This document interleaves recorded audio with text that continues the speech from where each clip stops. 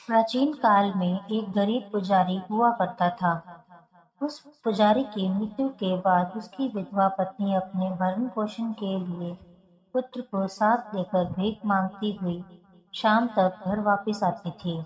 एक दिन उसकी मुलाकात विदर्भ देश के राजकुमार से हुई, जो कि अपने पिता की मृत्यु के बाद दर दर भटकने लगा था।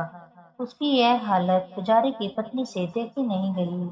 वह उस राजकुमार को अपने साथ अपने घर ले आई और पुत्र जैसा रखने लगी।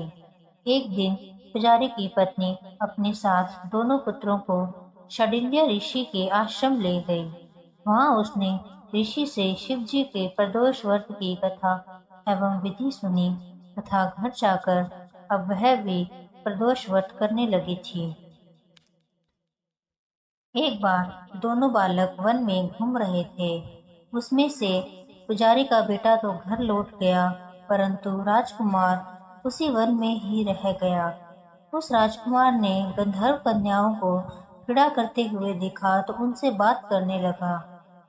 उस कन्या का नाम अंशुमति था। उस दिन वह राजकुमार घर देरी से लौटा था। राजकुमार दूसरे दिन फिर से उसी जगह पहुंचा जहां अंशुमति अपने माता पिता से बात कर रही थी।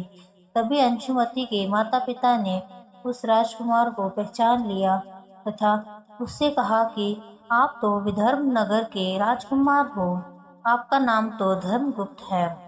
अंशुमति के माता पिता को वह राजकुमार पसंद आ गया और उन्होंने कहा कि शिव जी की कृपा से हम अपनी पुत्री का विवाह आपसे करना चाहते हैं। क्या आप इस विवाह के लिए तैयार हैं? राजकुमार ने अपनी स्वीकृति दे दी और उन दोनों का विवाह संपन्न हुआ। बाद में राजकुमार ने गंधर्व की विशाल सेना के साथ विदर्भ पर हमला किया और घमासान युद्ध कर विजय की प्राप्ति की तथा पत्नी के साथ वापस अपने राज्य चला गया। वहां उस महल में वह उस पुजारी की पत्नी और पुत्र को भी ले आया तथा साथ रखने लगा। पुजारी की पत्नी तथा पुत्र के सभी दुख व दरिद्रता दूर हो गई और वे सुख से अपना जीवन व्यतीत करने लगे। एक दिन अंशुमति ने राजकुमार से इन बातों के बारे में पूछा और इनका कारण पूछा। तब राजकुमार ने अपनी अंशुमति को अपने जीवन की पूरी सच्चाई बताई और साथ ही प्रदोष व्रत का महत्व और व्रत से प्राप्त फल से भी अवगत कराया। उसी दिन से प्रदोष व्रत की प्रतिष्ठा व महत्व बढ़ गया तथा मान्यता अनुसार लोग यह व्रत करने लगे। कई जगहों पर अपनी श्रद्धा के अनुसार स्त्री पुरुष दोनों ही यह व्रत करते हैं।